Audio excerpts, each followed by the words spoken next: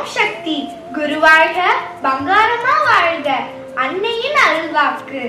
மரங்களில் இருக்கும் பூ காய் பறிக்க ஆசைப்படும் நீங்கள் மரத்தின் ஆணி வேரை நன்கு பாதுகாத்து பராமரித்தால் இன்னும் நிறைய பூ காய் கனி தரும் என்பதை யோசிக்க மாட்டேன் என்கிறீர்கள்.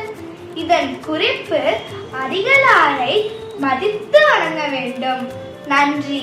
We love Bangaramma.